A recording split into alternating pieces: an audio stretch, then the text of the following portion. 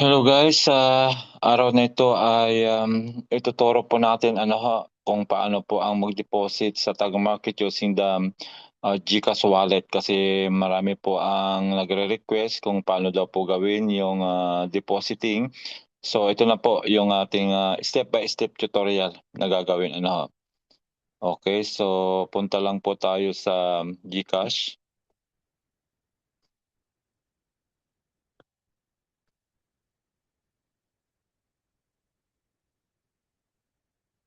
Ayan, so dito na tayo sa GCash. Meron po ditong laman na 600 plus enough para po ay makapag-deposit ng minimum $10. $10 po yung ating i-deposit na pinadala po ng new member So punta po muna tayo sa view all, then punta po tayo sa GCrypto.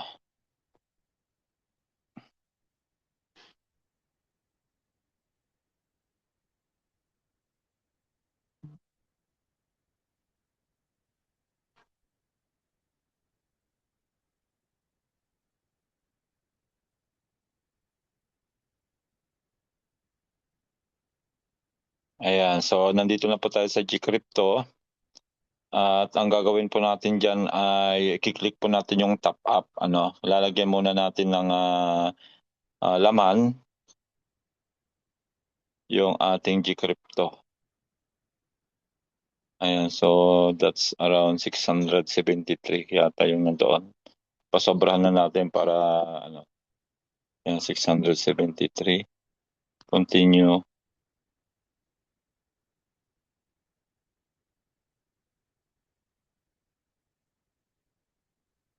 Insufficient GCash balance dawat lang.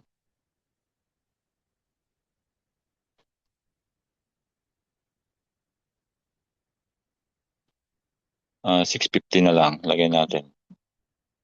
650 kasi ayan, kasya na yan sa $10. Done. Continue. Ayan, so okay na siya. 663. Okay, pay with 650. Ayan, done. So, nandun na po siya sa portfolio balance. Go to GCrypto. Dahil ang gagawin naman po natin ngayon ay bibili po tayo ng USDT worth $10. So, punta po tayo kay USDT. Yan, si all lang po natin kasi hindi po nag-appear dyan kaagad. Then USDT.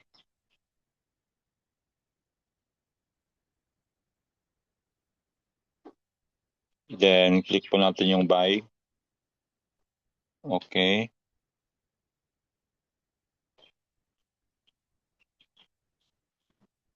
$650. Yan.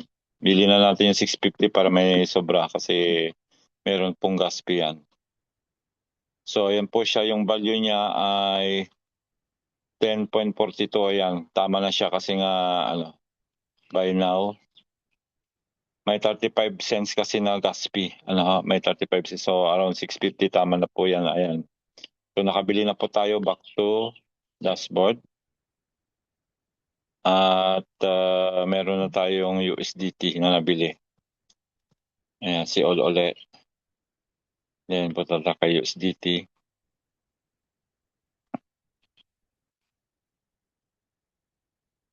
Ayan, so meron na tayong 10.42 USDT. So, ang gagawin natin ngayon dyan ay kukunin na po natin yung wallet address ng ating ipa-fund. Punta lang po tayo dito sa, yan, nakabukas na siya kanina. Ayan. Ito po yung lalagyan natin ng 10 USDT. Refresh lang natin kasi kanina pa nakabukas.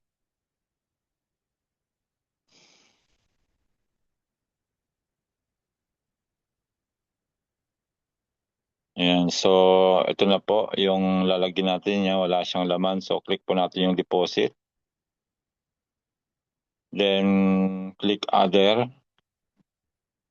Then lagay po natin yung amount 10. Then click next. then click crypto, then submit.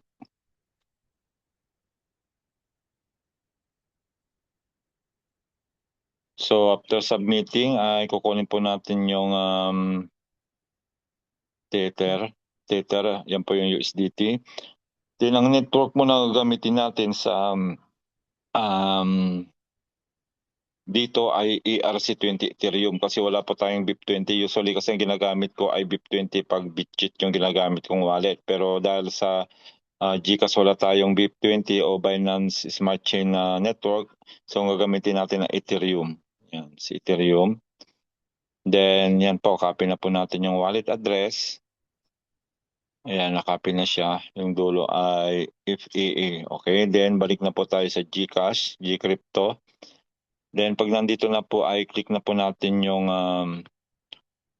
send. Yan, send.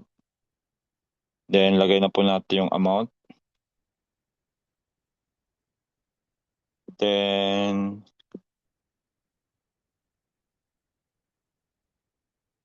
sobrahan natin ng 0.02. Automatic naman matatanggal yung yung 0.35 cents kasi meron pong 0.35 cents yan na na gas fee dito sa GCrypto. Okay? Ayan, so total of 10.37 ang kukuhanin niya. Sinobrahan natin kasi minsan ay may din po doon, tingnan niyo po ito para makita niyo. Ayan ang kailangang ma-receive ng tag market ay 10.006 kaya ako sinosobrahan palagi ng 02 cents para hindi tayo kapusin kasi pag kinulang ng 10 hindi po natin yung mai-deposit kasi minimum 10 po ang pagdi-deposit sa Sonic AI natin. Ayan, so I understand. Ako, login na ulit. Ayan. Lalagin ulit tayo kasi kanina pa nakabukas. Ulitin lang po natin.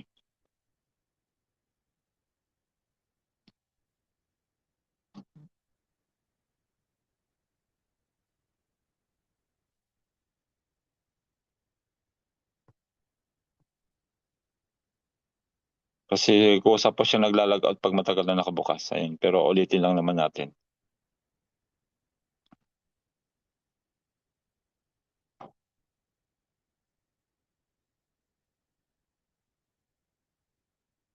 Ayan, hanapin ulit natin si USDT. USDT. Ayan, send. Okay. 10.02. 0.02. Then recipient address. Ay, mali. Mali na po yung recipient address. Copy ulit natin. Ayan.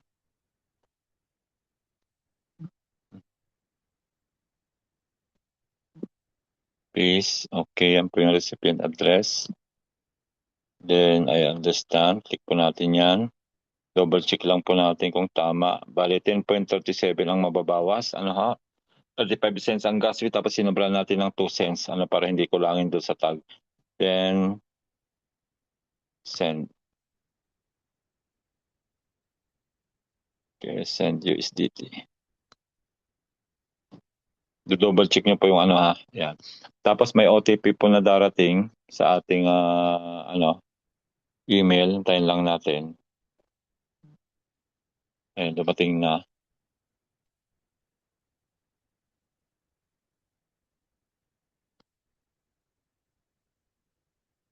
Teka. Hindi yata yan. Yung bago.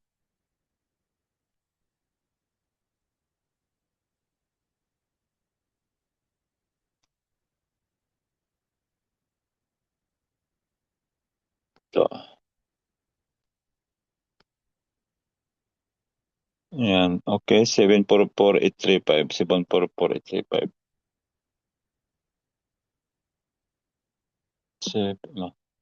744,835. Ayan. Submit. Ayan. So, okay na. Tayan-tayan lang po natin ng konti. Sakto G-Crypto. Ayan. Tayo na lang po natin dito na dumating. Ayan, tayo lang po natin ng konti. Ayan, tayo lang natin na dumating dito. Mga 2 to 5 minutes yan. Minsan mabilis. Minutes lang nandyan na. So, antayin lang natin.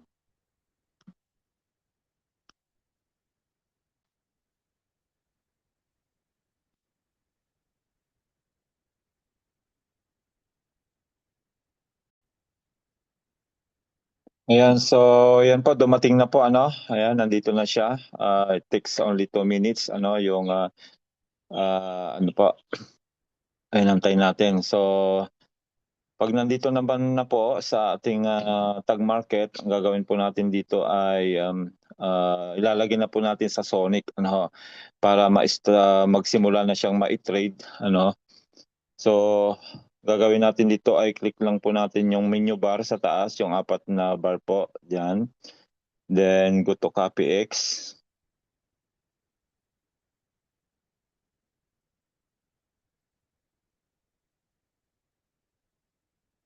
Then go to Sonic. Ayan, Sonic lang po tayo, ano. Then pag nasa Sonic na tayo, click lang po natin yung details. Then click connect. Okay. Then dito po ay lalagay natin yung $10 minimum investment sa tag market. Yan po yung pinakamababang minimum na pwede nating ilagay. Ano ha? Then click po natin yung community token dito sa baba para po doon sa 24 times amplifier. Yan, click po natin yung arrow down doon sa tapat ng community token. Then dito sa code, ang ilalagay po natin dito ay hashtag Stratify. Hashtag Stratify. Yan. Then verify. So dalawa po yung makikita natin ngayon dito, yung isang token burn wallet address. Yan, tatanong po natin mamaya sa office, pagpunta natin sa office dito sa Dubai kasi nasa Dubai po tayo ngayon during the incentive trip na binigay sa amin ng Stratify. Then dito po muna tayo maglalagay sa hash. Ayan, dito sa hash po, yan po yung i-click natin sa hash ID. Click lang po natin yan at dyan po natin itatype naman po yung promo 24x. Promo 24x para po mag 24 times amplifier po yung mga capital natin. Ayan, then click submit. Okay, nasubmit na siya. Then click po natin yung dalawang box sa baba na green. Then click copy now. Ayan, so yan po. Na-create na po yung account. Nailagay na po natin sa Sonic. So ang gagawin natin dito ay click po natin yung strategy para makita natin. So ayun na po siya. So yung invested amount ay $10 dahil meron po tayong ongoing promo na 24 times amplifier until end of this month. So yung $10 ay naging $240 siya. So yun po yung samantalahin natin habang naka-promo pa siya ng 24x. Dahil pag bumalik na po yung normal na amplifier niya 12 times lang, ay sayang naman po, kalahati mawawala sa inyong profit. So habang nandyan siya, samantalahin natin. So yun po, ganun lang po kadali yung ating pag-fund ng ating tag market account using the GCash G-Crypto wallet. Ayan, so naka-record naman po ito at pwede nyo pong balik-balikan, ano ha, para po masundan ninyo yung step-by-step guide, ano, kung paano po tayo magdi-deposit. Ano, so ayan, until next tutorial po uli. Pag may mga bago tayong mga update, mga dapat bagong ituturo, so yan, magtuturo po ulit tayo. So until next tutorial po, God bless po sa ating lahat.